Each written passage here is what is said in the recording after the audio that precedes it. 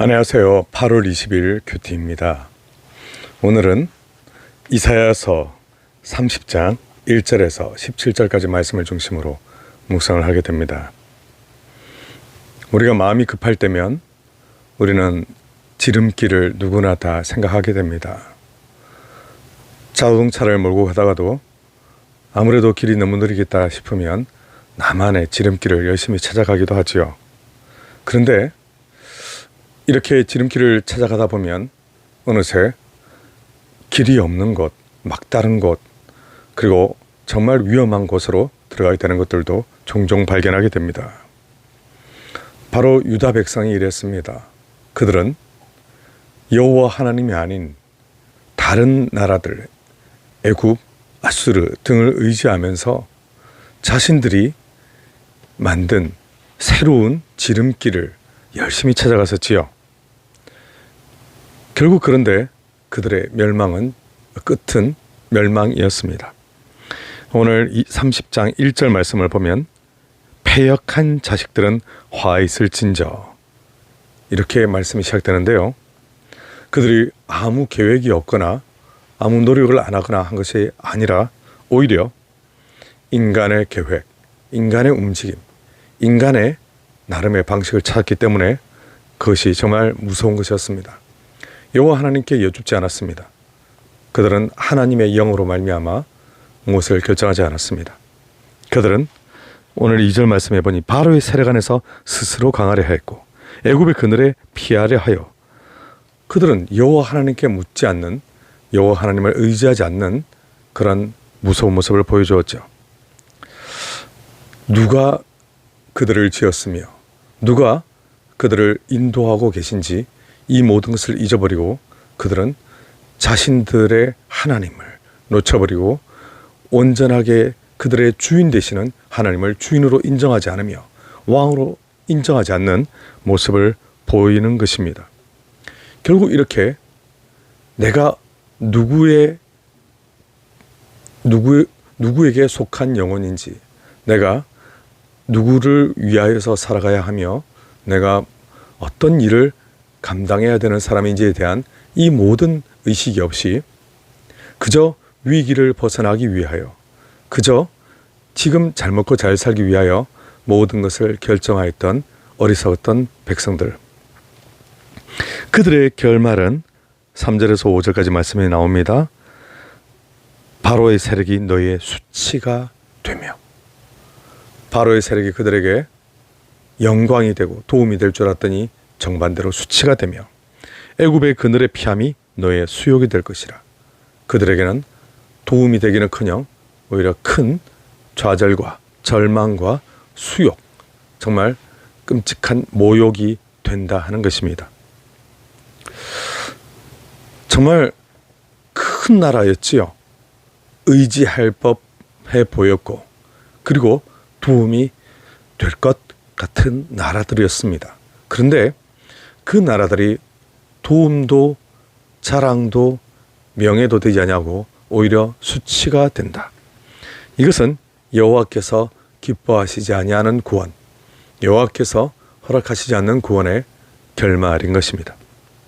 그런데 정말 이것이 더 슬픈 것은 6절 말씀에서 네겝 짐승들에 관한 경고가 됩니다.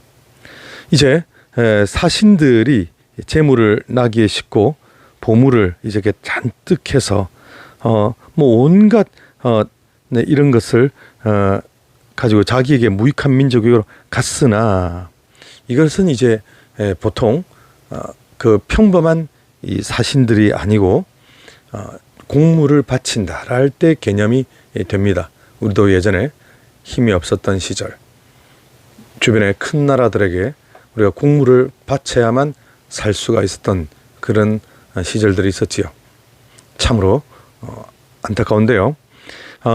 이스라엘 백성들은 이렇게 열심히 공물을 바치면서 그들을 보호해 달라고, 그들을 지켜달라고 그들은 이 힘 있는 나라들을 의지하려 했습니다. 그런데 7절 말씀 보십시오. 애굽의 도움은 헛되고 무익하니라. 그러므로 내가 애굽을 가만히 앉은 라합이라 일컬었느니라. 아멘. 라합은 사실 그 여리고 성의 기생이었지요. 근데 가만히 앉은 라합, 곧 아무것도 할 수 없는 존재를 여기서는 표현한 것입니다. 덩치는 큽니다. 뭔가 대단해 보입니다. 아무것도 하지 못하는 무능력한, 무기력한 모습입니다. 이것에 대해서 이제 그들이 얼마나 패역한지, 곧 이스라엘 백성들이 여호와를 의지하지 않는 모습, 또 얼마나 정말 이 의지했던 나라들이 무력하고 아무 쓸모가 없는지 이에 대하여 모든 것들을 다 기록하라고 하십니다. 8절 말씀에 보니 이제 가서 백성 앞에서 서판에 기록하며 책에 써서 후세에 영원히 있게 하라. 아멘.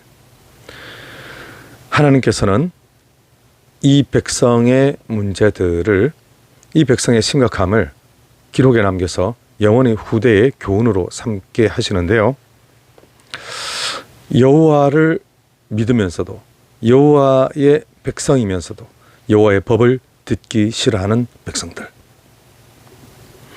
그들의 마음은 정말 어느 정도로 여호와의 말씀을 듣기 싫었냐면 10절 말씀을 보니 그들이 선견자들에게 이르기를, 선견자는 선지자 하면 먼저 아는 사람이죠. 선견자는 먼저 보는 사람이죠. 선견하지 말라, 곧 여호와의 말씀을 전하지 말라라고 한다는 것입니다. 선지자들이 이르기를 우리에게 바른 것을 보이지 말라. 선견자에게도 선지자에게도 여호와의 말씀을 전하지 말라. 우리는 여호와의 말씀이 우리에게 필요한 게 아니고 우리는 그저 세상의 위로, 세상의 즐거움, 세상의 부귀영화가 필요하지 여호와의 말씀이 필요한 게 아니야 라는 것입니다. 10절 말씀해 보십시오. 우리에게 부드러운 말을 하라. 거짓된 것을 보이라. 왜 여호와의 말씀을 그대로 전하느냐? 선견자, 선지자 입 다물고 부드러운 말을 하라. 정말 10절 말씀은 성경 말씀에 이처럼 신랄하게 이스라엘 백성들을 고발한 내용이 또 있을까 싶을 정도입니다. 선견자들의 입을 막고 선지자들의 입을 막고 부드러운 말을 하라. 거짓된 것을 보이라. 11절 말씀에서는 너희는 바른 길을 버리며, 바른 길을 가지 말고, 바른 길을 우리한테 좀 가라고 하지 말고 첩경에서 돌이키라. 이스라엘을 거룩하신 이를 우리 앞에서 떠나시게 하라 하는도다. 여호와 하나님의 말씀이 지겹다. 여호와의 말씀이 괴롭다. 제발 선견자, 선지자들, 너희들 정말 더 이상 여호와 하나님이 우리에게 말하지 못하게 하고 우리에게서 떠나가게 하라. 정말 이들의 이 차가운 마음이 온통 느껴지는데요. 이후에 이제 12절부터 14절 말씀을 보니 여호와 하나님의 이에 대한 대답이 나옵니다.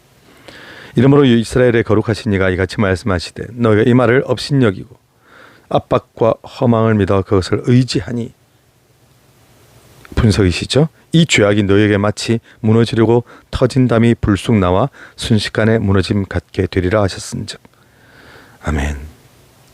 이스라엘 백성들의 멸망과 심판, 그리고 이제 패망은 순식간에 이 모든 무너짐이 임하게 될 것이다 말씀하십니다.